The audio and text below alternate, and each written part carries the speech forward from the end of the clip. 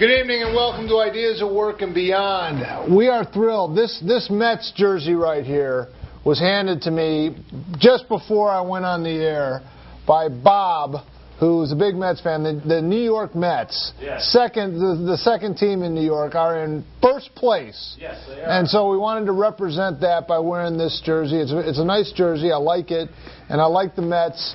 As a matter of fact, for those of you who are into social networking, you should go to David Soros' Facebook page. Go ahead right now. Go to that, and you will see him in the upper echelons of. Yeah, we have another Mets jersey here. Big Mets fans here. So you Mets haters, you might want to, I don't know, go turn into Dancing with the Stars. But we try to keep a very serious atmosphere on the show because we're going to be talking about some very interesting and important things, including the Danbury school budget. So you may want to phone in. We want to get your input on that. And my director's holding up 3, and that stands for the third baseball team because you're forgetting the Dodgers. Oh, the Dodgers. That's right, the Dodgers. The third baseball team. The Dodgers had dodged their way right out to L.A., came back to Queens and got their rear ends taken care of by the New York Mets. Okay, this show is spinning out of control as we try to figure out which is a New York team, which isn't. You got your Giants, I think San Francisco. You got your Dodgers, I think Los Angeles. But all you need to know is when you think of the Mets, you think of New York City, and I know their big brother is the New York Yankees. I'm originally from Chicago. I'm a Cubs fan. I got my own problems. But I came out here in '85, and I'm not above jumping on a bandwagon. And if you'll recall, there was some fun to be had at Shea Stadium right around 1985. So, anyways, Mets fans, here's the jersey, and that's why you have that. Okay, switching gears. I'm going to take this off because now I'm going to be serious because I've been doing some thinking. And on this show, Ideas of Work and Beyond, I always want to be honest and sort of admit when I might be wrong. I'm not saying I'm wrong, but I just want to give an update on some issues that I've talked about as far as socialized medicine. I've used the Canadian medical service as a bit of a whipping boy, and that's as a result of my in-laws and family there. And I spoke specifically about my brother-in-law, Kevin Brown, who was diagnosed with liver cancer. And I do agree that he had to wait, and that I don't think the treatment was as good as he would have it here in the United States, where we have a free and open medical system and not one run by the government. That being said, an update, it's a great story. My brother-in-law, Kevin Brown, actually had a liver transplant. And the person who donated their liver, or part of their liver, was his son, Jordan Brown. So props to Jordan Brown. It was a whole-day surgery where part of my brother-in-law's son, whatever that is, my nephew once removed, donated part of his liver to his father. And both are doing well, and the prognosis for both of them is very good. So I have to take my hat off to the Canadian healthcare system in this instance. They did, which was, for me, a rather remarkable surgery. I'm sure it could have been done in the United States as well. But I reported earlier in the year at the inferior care I thought they were getting. But I have to say, it was very impressive, and the reports are good for all involved. Second case. I go to Walnut Hill Community Church. The senior pastor there is Clive Calver. His son, they were having their second child, and there were complications in the pregnancy. And the child was not responding well to the mother's blood. I don't know all the details. I'm not a doctor, but I do know this. In Britain, which has socialized medicine, they had to do blood transfusions with the baby while she was in the mother's womb. They had to do 2 or 3 of these. It's remarkable to think that actually needles were going into the womb, and they were doing the blood transfusions with the baby still in the mother's womb. Miraculously, and through a lot of prayers, everyone at Walnut Hill had been praying for this for the entire length of the pregnancy. They successfully did those blood transfusions. The baby was born. He needed to be in an incubator and needed to have his lungs, somewhat rehabilitated. But the baby has gone home and it survived.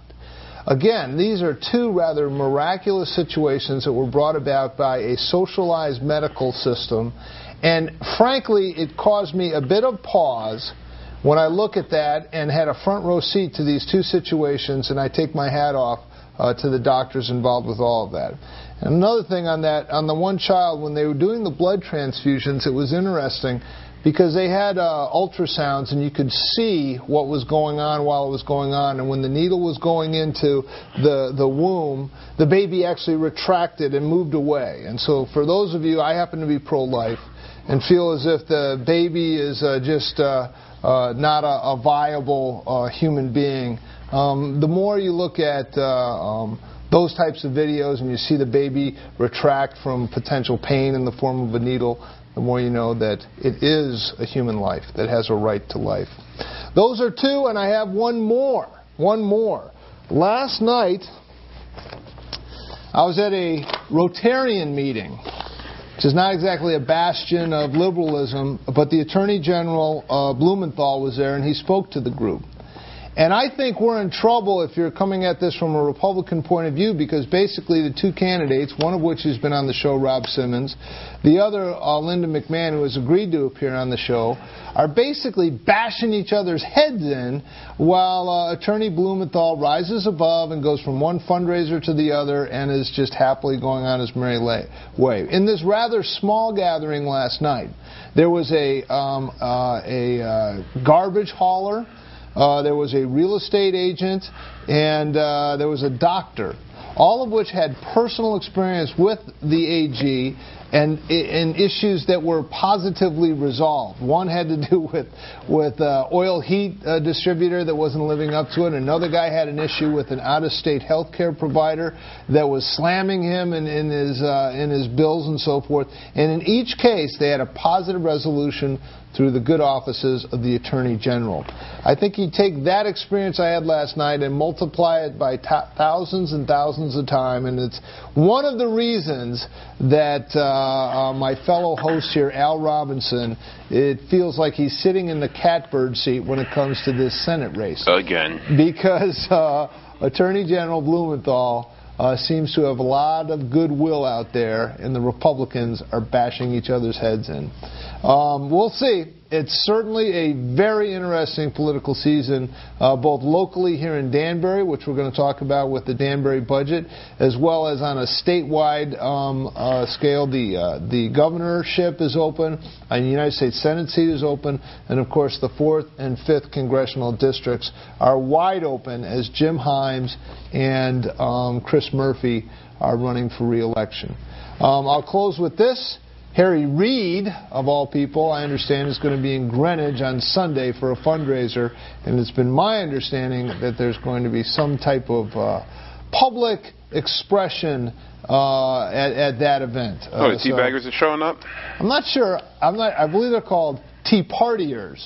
There's some vague idea with teabagging, which I'm not even sure about, which I'm not sure I want to be sure about. Well, they love teabagging. They got the teabagging on their heads and their hats and stuff? Yeah, I think teabagging is representing the Boston Tea Party, where freedom-loving Americans first expressed their desire not to be oppressed by an oppressive government. And I'm sure that's what it means nowadays, too. I don't know. I don't travel in your circles. I'm sure you don't. I don't know what the other meaning of that is.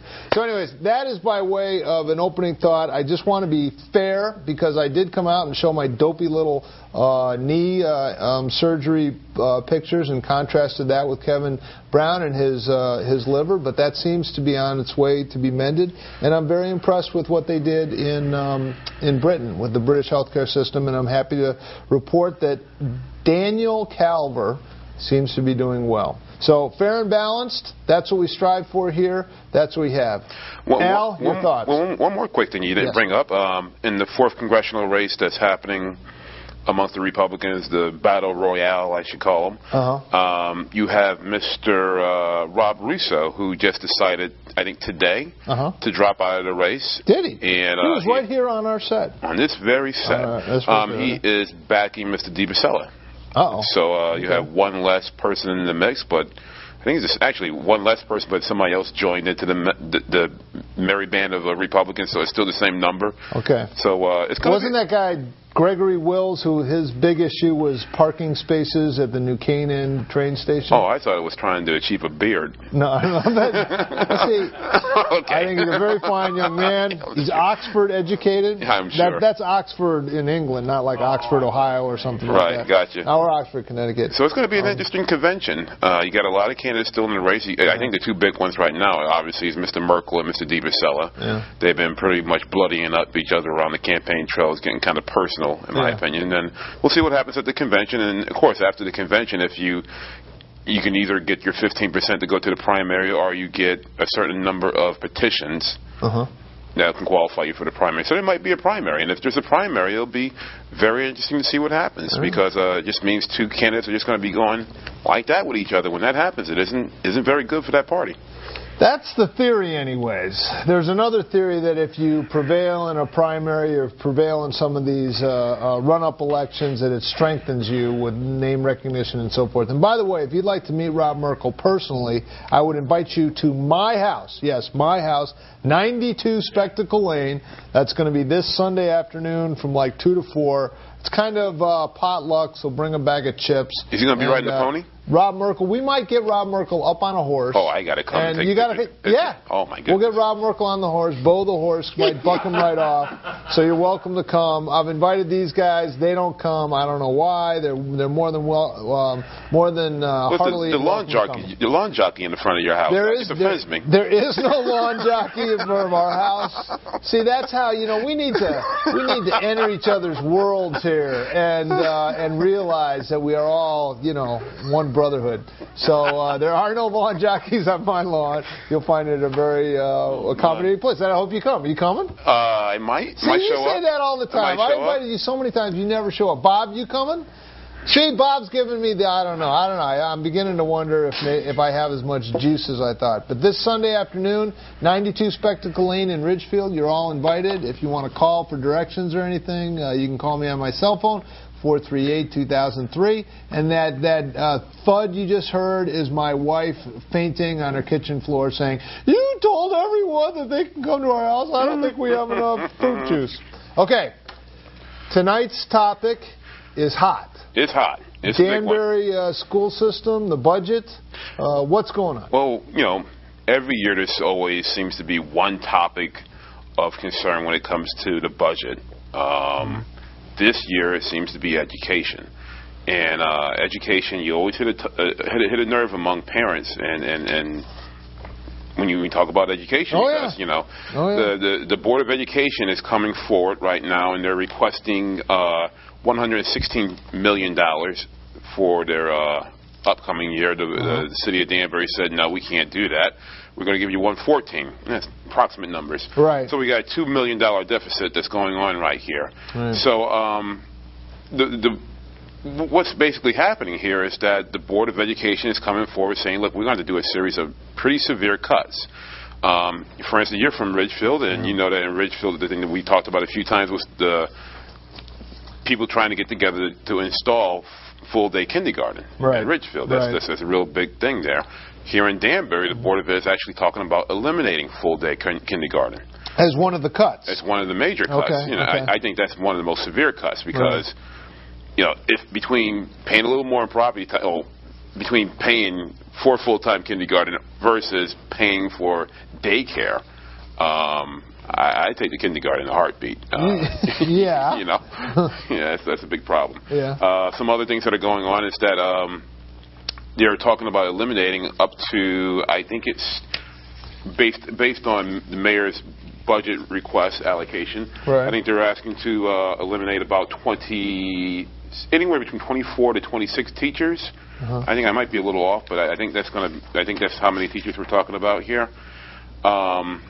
Eliminating the world language courses.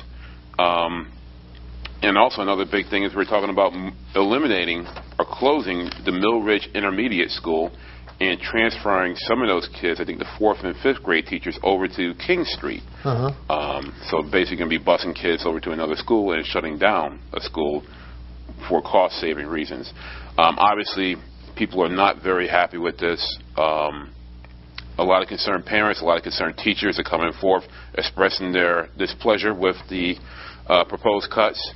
and making their voice known. Yesterday there was a public hearing at the Board of Education meeting, and over 300 people showed up, you know, on a weekday at 7:30, and most of them stayed for about 2.5 to 3 hours while this was going on. You have some video footage. I have some video footage of that, and we'll be showing that.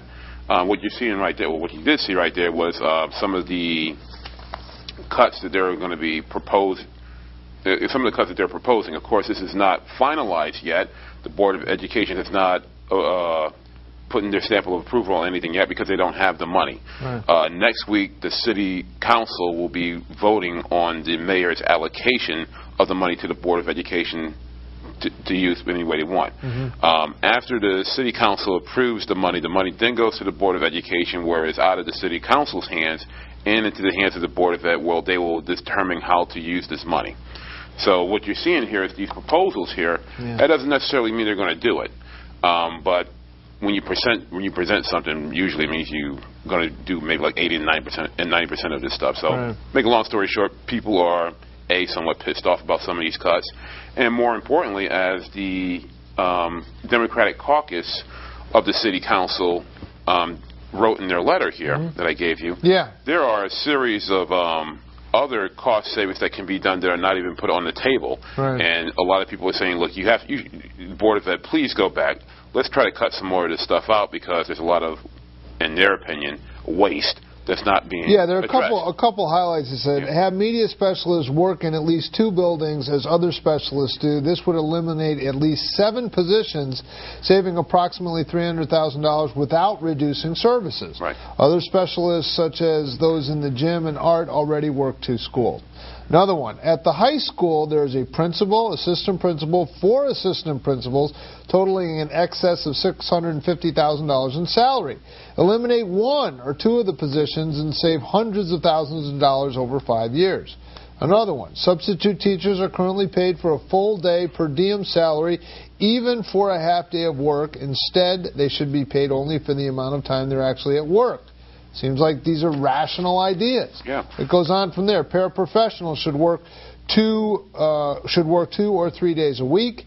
At least one of the members of the Danbury Enhancement Collaborative Committee, DTES, works half day and gets paid a teacher's salary to do TDEC paperwork instead of covering another school, which we understand had hired another math specialist. Paperwork should not take away from a substantive instructional time. I mean, these seem like common sense ideas, and I want to say, I mean, looking at this thing from 30,000 feet with the economic downturn that we've had, I know everyone out there who's working in a private company, in a business, has seen that. They've been asked to do more with less.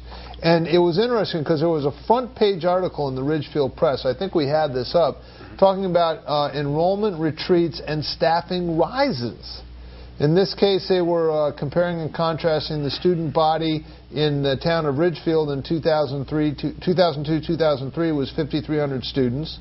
And right now, as the curve goes up and down, it's exactly the same number of students, 5,329, except the staff level went from 622 up to 695. So there was a marked increase in the head count, and that's where your expenses are. Absolutely. In the school system, and I think possibly, and I got nothing but love for teachers. Don't get me wrong, but at some point, the public sector, in the form of these what I would consider somewhat bloated education budgets, need to realize that the economic forces that everyone is having to deal with is something that they have to deal with as well. And you pointed out that the administrators in this contract are getting a raise while the people watching this show are either losing their jobs, getting cut back, or being asked to do more with less. But what about that raise? Well, I think we have that graphic, too. Let's talk about that a little bit here. It says in the first graph of this letter, first of all, that Councilman Sadi said during the previous 8 years, the city has increased funding to the Board of Ed by $32 million, or nearly 40% in the last 8 years. And what we have here, first of all, I want to make this perfectly clear. We should definitely separate administrators from teachers. Right. Because, administrators are your principals and superintendents and all that stuff. And and the other teachers are just your grunt people on the lines right here, just doing the job of the kids. Right. You have two principals, one at Rogers Park Middle School and one at Broadview Middle School, who received. I think we had Councilman Sadi on here last year talking about this. They received last year a 9% pay increase. So what I wanted to do here is I wanted to bring the graphic here to show people. Back 2 years ago, I think that is it's slide number 6. But 2 years ago, these principals made $118,000, $118,415. Okay, and in year 2009, 2010. They received a 9% pay increase. Yeah, we have so it up on the screen now. 118,415 up to 129,161, 9.1%. That's not a bad salary. Guess what they did this year? That's guaranteed. Guess what That's 6 months or 6 weeks paid vacation too, in the summertime. And guess what they wanted to do this year? No, it's indoor work, no heavy lifting, right? Not a lot of work. All right. This year, and this was turned down by the city council, but it drives me nuts because this was approved by the Board of Education. These two principals, again, asked for another pay increase. So while you have teachers being laid off, you got these massive increases that are happening, and this is just a scenario with these teachers, these principals here. Right. You have the superintendents and administrators out here looking for another pay increase right now, and the city council shut them down, so it's going toward binding arbitration. But still, I mean, while you're laying off teachers, you're looking for a pay increase. It just doesn't feel right. Doesn't feel right. The studio line is 792-4101. 792-4101. If there's any part of this that we're getting wrong, or if you have an opposing view, don't hesitate to call. We won't bite. There's no caller ID. You just call in and say what's on your mind. 792-4101. We'd like to hear your response. You know, I'm a little interested. The Democratic caucus in Danbury, look, we're all pro-education. But my sense is that the Democratic Party has always been, very supportive of the teachers' union and supportive of education. Yet I think this is a pretty comprehensive letter. Paragraph 3, you said, while the superintendent, his cabinet staff, and school administrator demand raises, other teachers and administrators have stated both privately and publicly that they will voluntarily give back or accept freezes of previously promised salary increases if ordered to prevent teacher layoffs and protect the delivery of services to our students. You know, sometimes I think there's a bit of a disconnect between the teachers' union and the teachers themselves. We had the same thing in Ridgefield where in 2008, when the Lehman Brothers went down and the economy began to tank, the powers that be in Ridgefield saw this coming and made adjustments, and rightly so, because there was $1.2 million less in revenue that came into the town, yet we were able to offer a very, very small tax increase going forward. But the teachers, they did have a contract coming up. And so they were unwilling to open that contract, but the next contract that came around, they came in with a 1% pay increase, and then they also embraced the concept of a health savings account, which was a huge savings. Huge. And that's where a lot of the costs are, and I take my hat off to them. But, you talk to the rank and file teachers, and some of which go to church with me and other things, oh boy. Which can make for an awkward little chat in the pew. Sure. But you talk to them and they're saying, look, we're willing, we can get by on a 2% raise instead of a 3% raise, especially if it means we're not going to lay off teachers, or they say, limit delivery of services to our students. But it's the unions often that don't want to have that come, because other school districts will sort of benchmark their salary negotiations based on what they did there. Right. So there's a lot of forces at work here. Well, in the end, we have to work for the common good here, because in the end, it's not about pay raises or teachers or stuff. It's about the kids. Yeah. It's about the quality of education that our kids are getting. Yeah. And people talk about the fire department and the police department. We need to be safe. Look, when it comes down to municipalities and where people live, safety's cool. Don't get me wrong, but it's about education, man. Yeah. This is our future we're dealing with here, and I think that's paramount over anything else. is you want to make sure that you're getting the best quality education at the best quality. Streamline as good as possible. Let's not have these bloated things. Look, I mean, do we need to have so many associate principals and stuff? Do we need to have teachers getting a 9% pay increase? It doesn't, and I still haven't had an answer to this, and it's been over a year. I have not received the answer on why does this happen. Who are you asking? The Board of Ed? Well, I don't want to give away, the people I'm talking to. I don't want to put them on the spot. But I've asked sources, and I said, look, how can these individuals receive a 9% pay increase when these very schools, there might be laying off teachers in these very schools? Yeah. I mean, it's hard to swallow. Yeah, there was a guy who's running for Congress right now, and he says part of what he did was buy companies. And they would go into a company, and the company would have too much overhead, be too bloated. So he'd go out to the warehouse, and they'd have everyone circle up, and maybe there'd be 14 guys, but they didn't need that many, and with the salaries going up, and they'd say, okay, who's the last guy that was hired? And they go, oh, yeah, it's Jimmy. Okay, Jimmy, I want you to listen to this because this is about you. Right. Now, look, the contract, what we're paying you guys is untenable. If you're willing to have somewhat of a reduced increase, Jimmy will keep his job. If you don't, Jimmy, got to hit the bricks. Now, that's cold, I know, especially if you're Jimmy. But that's what I think they're saying. Their savings, if they can somehow hold. I mean, could you get by on an 8% increase and not a 9%? Yeah. I'm not proposing that, but I'm saying if you could, it might mean that some of the 24 teachers they're talking about cutting wouldn't need to be. And let me tell you something. Some of the teachers I've talked to, and I tell them, first of all, they come to me. I really appreciate all the feedback I've been getting from the teachers and from the parents. A lot of people really appreciate the fact that I brought this out because you didn't pick this up in the News Times. The News Times hasn't even talked about this to this date.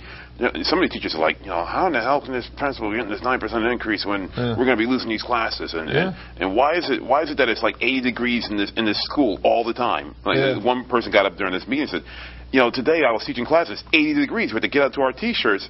We had to rip off our coats and stuff. And it's like, you're cutting teachers, and it's 80 degrees in this place. Why are you running the furnace for? Well, this is politically how this all shakes out. It's very interesting as sort of a case study to look what's going on in New Jersey right now. Because you got a new government there, Governor Christie, who's come in and he ran on, we're going to hold the line on spending and we're going to make economic savings where necessary. And he's going after the sacred cows, and the sacred cows is the education budget. And you look at some of these TV ads that the teachers union are running against him, saying, don't cut my schools, and why do you want to hurt the person that works in the the cafeteria? Why are you doing? Why are you cutting us? Well, you come to find out, these people have had their raises year in and year out.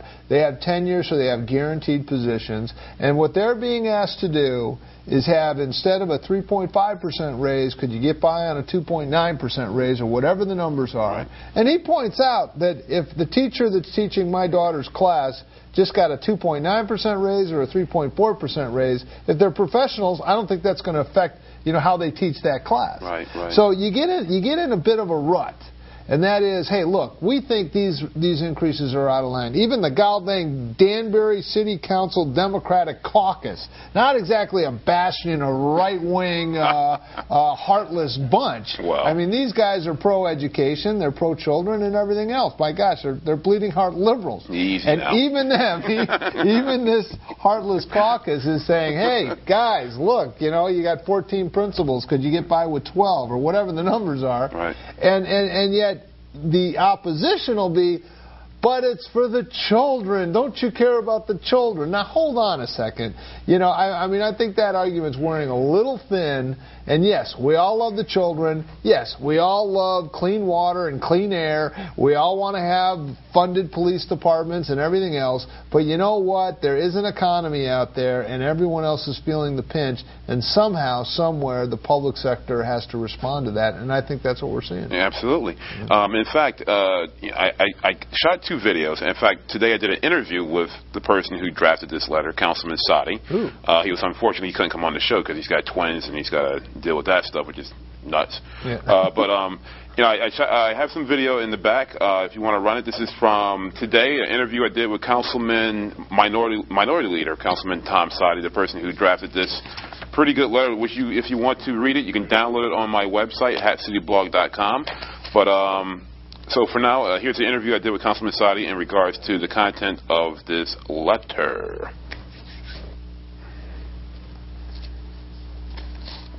Okay, I'm talking with City Council Minority Leader Tom Sadi. And Tom, I have in my possession here a letter that you sent to the Superintendent of Schools and to the Board of Education regarding the education budget. Could you just tell me a little bit about the letter and what are your concerns regarding the cuts that are being proposed by the Board of Education? Well, the main concerns are we want to minimize the impact on the classroom. And the letter really focused on asking the Board of Education, the superintendent, the administration. It was an open letter. We sent it out to all these individuals, asking them to take into consideration suggestions made by teachers, by members of the public at the public hearing, as well as comments and suggestions that were made to council members, a lot of them anonymously, to look at other areas where efficiencies could be found to minimize the impact of cuts to the classroom and minimize any impact on potential layoffs. You know, when we're talking about educating our students, we really need to look at overhead costs and what I call non-classroom contact costs. You know, reduce those as much as possible, even for a short time period, the temporary economic downturn, and then we can look at them again down the road. But let's maximize the dollars and delivery of education in the classroom. That's where the whole gist. It's a very lengthy letter. It included a lot of suggestions that we got from people who are boots on the ground, teachers in the classroom, and even some administrators. So, you know, those council Democrats that signed this letter, we didn't do it as experts in the field. We did it as people who are voicing the concerns that were voiced to us. Let me play a little devil's advocate here. And some people are saying that the City Council is shortchanging the Board of Education by not providing enough money that would result in some of these cuts, including full-time kindergarten and the possible acceleration of the consolidating of Mill Ridge Intermediate into King Street. So what do you say to that? Well, of course, you could avoid any cut if we just simply gave them whatever amount of money the Board of Ed felt necessary to do everything it wanted to do. But that, in all candor, doesn't encourage an inward looking at how to increase efficiencies. People must understand that over the last 8 years, the Board of Education budget has increased approximately, I think, 37.5% to 38%, maybe a little bit more. My fractions may be a little off. It's been a significant amount of increase over the years, rightfully so, where you have to educate our students. But I'm going to be very candid about this. You simply cannot provide dollars for every single thing everyone wants to do. And if that's the case, we need to look inwardly at creating efficiencies so we can deliver services in the classroom. And I'm going to tell you, from administrators and teachers that I and others have spoken with, they point out a lot of areas where they think efficiencies can be found, including areas of salary, temporary maybe salary freezes or givebacks, in order to prevent layoffs and avoid student program cuts. I've spoken to a lot of parents, a lot of teachers who have a lot of concerns about the impact that this budget is going to have on their lives. For instance, the elimination of full-time kindergarten. I'm sure you can imagine the impact that will have on a lot of parents who would have to, possibly put their kids in the daycare. If people have concerns, is there still time to come to the city council meetings and express their concerns? Well, what I've heard from people who have been attending the various meetings is when they go to the Board of Ed meetings, they're told, well, you have to go to the city council to ask for money. The city council, we're telling them, you need to tell the Board of Ed and the superintendent to try to find other efficiencies and areas that they can, reduce financial impact so they can keep things like all-day kindergarten, and maintain, classroom services. The issue is that once the council allocates the funds to the Board of Ed can do with them what they want, literally. We have no control over it. So, while the council may consider, I think some council members would consider possibly some increases, the concern is that where will those increased dollars go to? Will it go to ensure that there are no layoffs? Will it go to ensure that there's all-day kindergarten? Will it go to ensure that student programs are not cut? Or would it go to possibly just administrative and bureaucratic expenses and other things? That's a concern. And we've had it happen in the past where dollars have been allocated, let's say, for textbooks. And then throughout the budget, they did not go for textbooks. They went for something else. So I think the parents and the teachers, especially the parents, need to talk to both Board of Ed members as well as City Council members regarding these issues. But the $14 million going to Board of Ed, the Board of Ed can still make adjustments throughout their fiscal year. It's not a done deal once the City Council votes on it. The Board of Ed still and the superintendent still have the ability to make adjustments throughout the fiscal and academic year, utilizing the dollars in the best way possible. The critiques, criticisms, and concerns should not stop once the City Council votes on the budget, whichever way it votes. They should continue throughout the year. Yeah, and I think that's something very important that the public needs to realize, is that the budget's an ongoing thing, and more importantly, that after the City Council allocates the money, it's really up to the Board of Ed to dictate how that money's being spent. And I think that's something that the public really needs to realize so they can go to these meetings and express their concerns to the appropriate people. Absolutely. Whether it's next month, or 2 months, or 3 months, expressing your concerns as parents as to where the Board of Ed and the administration is allocating the dollars they've been given is incredibly important. Basically, you can look at the budget season for the Board of Ed runs year-long. This letter you had to the superintendent of schools and the Board of Education will be available on my site, so I'm sure we'll be hearing some feedback from this pretty soon. Sure, and I just do want to mention that I did get a response from the superintendent and from members of the Board of Education who said they appreciate the concerns, they will review the issues, and do want to keep an open line of communication and ongoing contact. So it was received, in an open manner. Well, I think that's the most important thing, is that there's an open line of communication. We can all work for the common good, which is our kids. Absolutely. All right, well, thank you very much, Tom. I do appreciate it. Thank you, Al. All right, well, there you have it, a Democrat that's making a lot of sense. That's not something you see all the time. By the way, I'm kidding about that. That was, uncalled for. But by the way, it interests me because we had the film festival group in, and they were talking about and espousing the fact that with a tax credit, jobs actually increased. Imagine that. You lower taxes and you get more jobs. I mean, it's almost Reagan-esque, don't you think? Well, that's, of course, Jimmy Amen, the Democrat. Well, that's fine, but it works. And the Republicans are trying to shut that thing down right now. John F. Kennedy was one of the first guys to say, cut taxes, it'll increase. Let the private sector flourish. It'll be okay. Did a great job during GW's term. Well, let's get off that. We're keeping it local, ladies and gentlemen. Okay. We're going to keep it local. All right, so next up you have there was a large group of people that came out, and what happened? Yes, well over, I would say, 250 to 300 people showed up at the Rogers Park School yesterday to speak about the budget and speak about their concerns on the budget. A lot of teachers, parents, all concerned about the budget and its impact on their lives, came forward and talked about why they disagree with the budget and suggestions on how to cut spending, which would possibly save some teachers' jobs. But we got a call right now. Caller, you're on the air. Hi. First of all, thank you very much for doing what you're doing, sir. Sure. I also wanted to mention that back when I was checking into the budgets, 86.6% of the school budget went for salaries and benefits, which sounds like an awful lot to me. Big part of the pie. The second thing I wanted to mention, and I don't know, I didn't get to look at the budget this year very thoroughly, but one of the groups only had to work 17 hours a week in order to get full benefits for them and their families. And benefits are running at approximately $21,000 per family last time I checked. Wow. That sounds like it's a little unfair, but as I said, I did not get to check this year's budget. I haven't been well. So anyway, maybe that gives you something to look into. I don't know if it was the paraprofessionals or the aides or something, but they really only had to work 17 hours to qualify for full benefits. Right. Well, thank you very much. I appreciate that input. All right. Thank you, Al.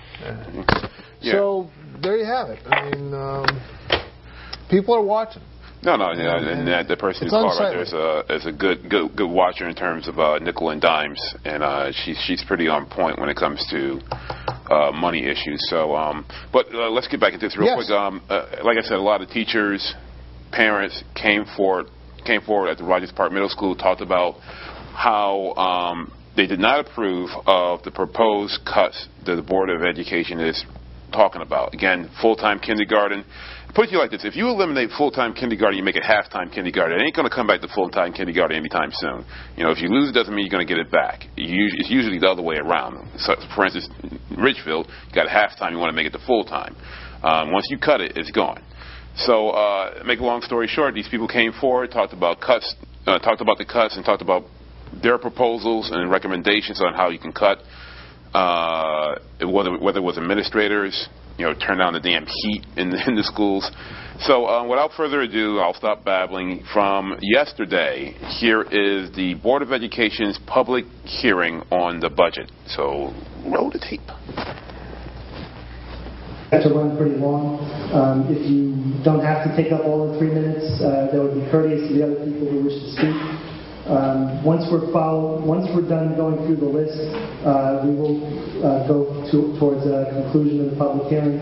For those of you who haven't signed up yet, we will have public participation at our regular meeting, which will follow this one. We'll allow about 30 minutes for that. So if you haven't signed up yet, there'll be one more opportunity for you to do so in the back. So for now, and again, once again, please, I will be timing the 3 minutes. I'll provide a gentle reminder when that's up to close your comments. Please be courteous of all the people in back of you who wish to speak. First on the list, we'll call Jill Russell. The floor is yours.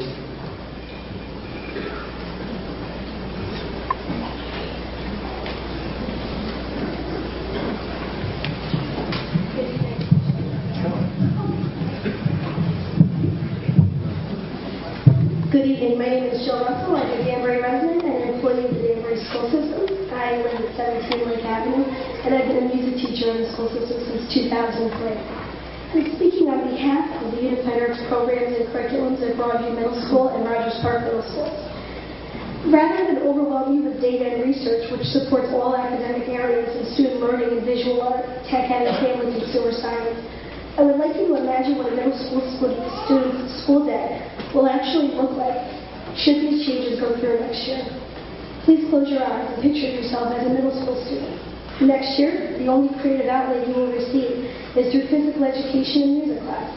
Should you not be able to enroll in tech ed, family consumer science, and visual art?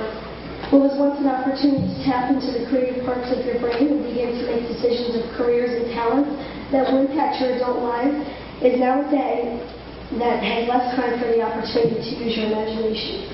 And I have to question, as an educator, if this will truly benefit our students. We as a district and community are focused on creating 21st century learners and children who will become adults and be responsible for our world in the next 10, 20, and 30 years. I ask you to think about what that world will look like without today's children having opportunities to prepare them to build, invent, or even create a new invention or system, as they have these opportunities now, and then be able to move our world without these skills into the 22nd century. The children in the Danbury school system are our future, and they will be in charge of the world when they become the next generation. I urge you to take the time to visit the Unified Arts classrooms in the middle schools. I urge you to experience what our students experience each and every day. The indescribable amount of learning our students are exposed to will help shape their adult lives. And I encourage you to recognize the importance of a comprehensive Unified Arts program as an integral part of every student's education. I challenge you to find a viable reason why these curriculums should be wiped out of our school system. And I can't imagine that after you have taken the time to experience a middle school's exploratory Unified Arts experience, that you will be able to find a justified reason to not keep the Unified Arts programs and curriculums in our school system. Quickly, I'd like to end with a few words that were adopted by the Board of Education on October 14th, 2009. And on behalf of our students, it reads, we believe that children are our first priority and that all educational decisions must be made in their best interest and should be made based upon solid educational research, the best available evidence, and validated experiences. Please remember, when it comes time to make those decisions, that will impact our students in the years to come. Thank you. Thank you, Mrs. Russell, for participating.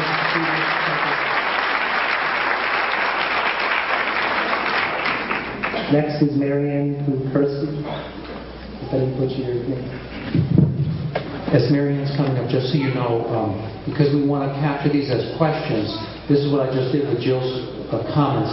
Do we really have to make significant cuts to the fine and applied arts, parentheses, art, music, family, and consumer science and technology education in the middle schools?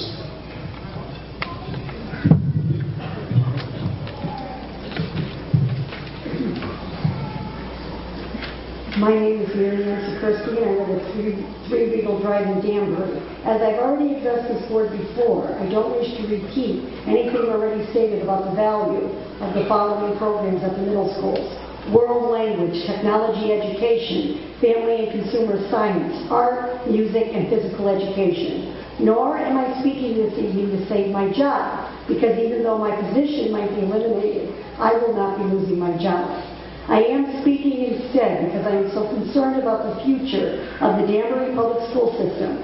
I'm certain that we all agree that your mission as our Board of Education is to ensure that all of the children of Danbury receive the finest, most complete, and well-rounded education at the elementary, middle, and high school levels. It is certainly understood that due to the difficult financial circumstances that we are all experiencing, that you have some tough decisions to make. Should not those decisions be those that least impact the students directly? If we examine the proposed budget cuts more closely, we see that a very large amount needs to be set aside for unemployment compensation, over $500,000. That represents almost half of the money needed to keep the programs running in the schools. Thus, the savings actually realized will not be nearly worth the negative impact on the children. I have here a sheet which diagrams our Danbury educational system. It starts, of course, at the top with you, the Board of Education, and continues down with Dr. Sal, our superintendent, Dr. Glass, and Dr. Diluski, and all of the other various administrators here in Danbury. During these tough times, difficult decisions must be made. For example, which of these two choices directly impacts students more? The elimination of the entire technology education program at both middle schools, or the elimination of an administrator such as the administrator of special projects. Certainly I'm not referring, when I say administrator, to any principals or vice principals in any of the schools. Which has more direct impact on our students? An instructional coach or the entire middle school family and consumer science program? I also have here a book which was distributed to all of the approximately 800 teachers in Danbury. It's entitled Common Formative Assessments. The cost per book is somewhere around $30, although I'm not certain how much was actually paid for, how much was actually paid for the text, nor by whom these books were paid. Certainly, much stress, as Dr. Glass stated, is being placed upon Danbury by the No Child Left Behind legislation. Nevertheless, the taxpayers in Danbury are paying taxes for the best education possible for all of Danbury's children. Please re-examine the budget and prioritize all items according to their direct impact on the children. Thank you very much.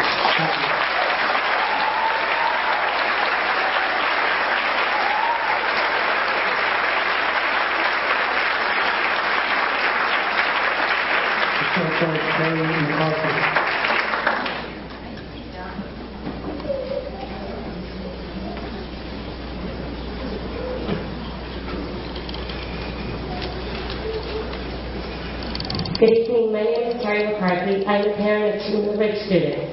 First, I'd like to take a moment to thank you for all your time and hard work. Unfortunately, I'm going to ask you to reconsider the closing of Millbridge Intermediate. I know most parents think closing Millbridge is a good idea, but that's because it's not their child's school. If we start closing elementary schools and sending our students across town and dumping them in another school for 2 years, we are sending them a clear message that we do not care about their education or safety.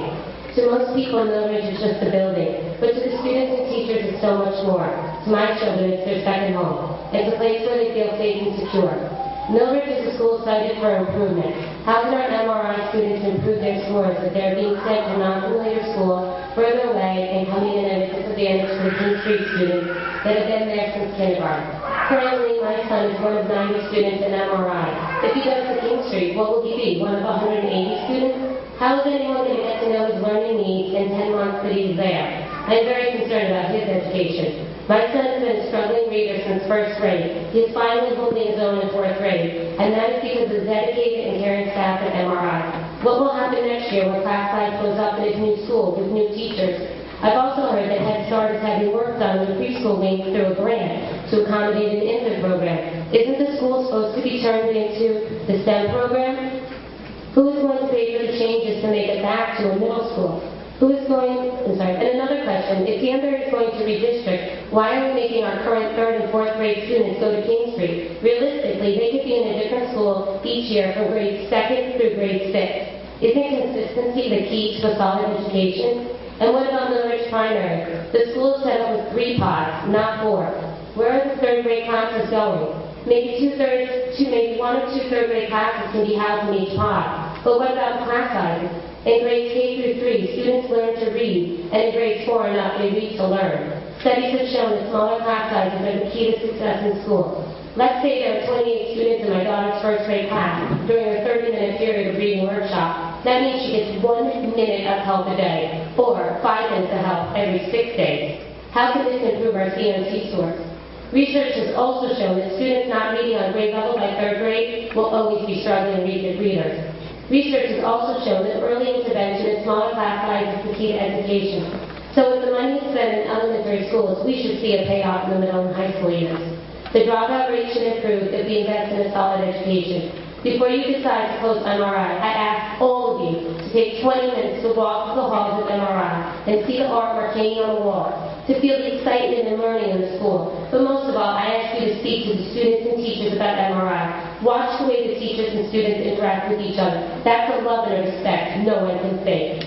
Then take a walk over to the primary school and see the challenges they are facing trying to add another grade. I beg you, do not close my kids' school. Education is the #1 priority, and education is about the students and the teachers. Let's not forget that. Thank you very much. I'm a parent of Danbury. I have a child at King Street and another child at the magnet school. But I'm also a teacher in another state.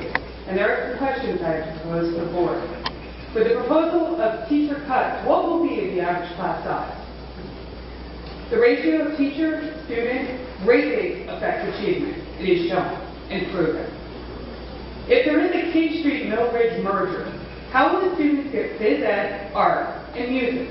With an extra grade added to that school, there is no room in the day for the children. Well, there you have it. That's democracy in action. That's people taking a stand and speaking their mind. There's a portrait by Norman Rockwell where it's freedom of speech, and it's a portrait of a guy standing up in a public hearing, not unlike this, and saying what's on their mind. It's democracy in action, and I think it's fair.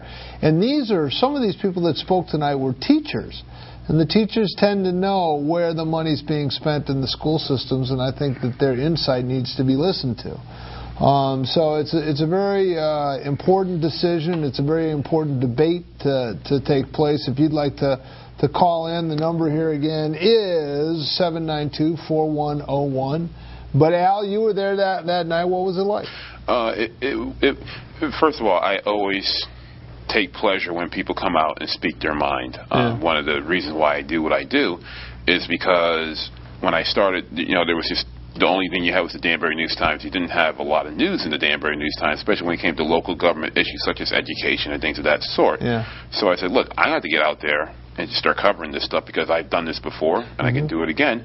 So that's one of the reasons why I went out to this meeting last night, was because there isn't a whole lot of coverage about education in the News-Times. You got one reporter, and you got her doing her stuff by her point of view, which isn't necessarily about what's going on there at these meetings. So I said, to hell with it. I'm going there with my camera. I'm going to these Board of Ed meetings, which can be pretty boring at times, and I'm just going to videotape this stuff and bring it back to the people because that's what they want. And it's reflective in the hits on my website because now I'm getting anywhere between 450 to 500 hits per day. Wow.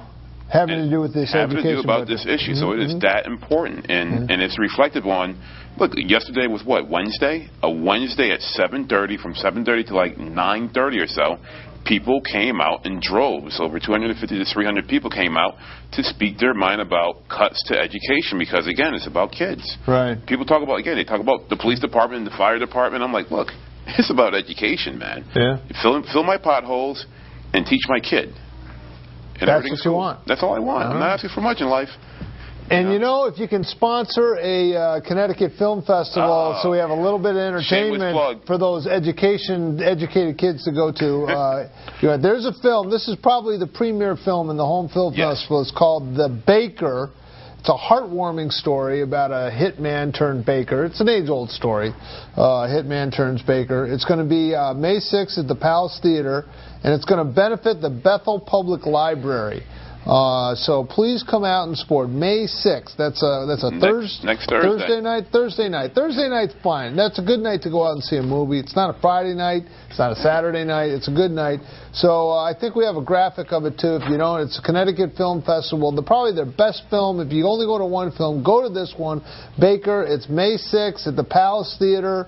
And it's going to start like the wine and cheese starts flowing. There you go. Ooh, wine. Wine and cheese starts flowing about 6:30. And come out, and it also benefits the Connecticut Film Festival. We have this, too. This is dear to my heart. The Republican Party is going to be putting on a golf outing. You're angry, if you're a Republican and you don't like the direction this government's going, you come out and you show your support. It's cheap. It's $150. It supports the Ridgefield Republican Town Committee. June 3rd, that's where you want to be. Winging the club like Tiger's wife. That's right. You know, that's what they say. Anger. What a baby seals and Tiger Woods have in common. What's that? They're both clubbed by Scandinavians. All right, now, if you like that and you want to hear more Tiger jokes, you come out to the Republican Town Committee golf outing. That golf outing again, June 30th. It's going to be a lot of fun. You can call me up. We'll get you set up. It's going to be a lot of fun. You can even play golf. Again, if you want to meet Rob Merkel, come to my house Sunday afternoon, 2 to 4. Al Robinson's going to be there with his lovely children, who luckily are being raised by his wife more than him. So it's a beautiful thing. Jeez. We'll see you. Thanks for joining us. All right. Next week, we're not sure. We're having maybe some videotape from Switzerland that David Sorrell can put that together. But join us again on Ideas at Work and Beyond. We'll see you next week. Thanks for joining us.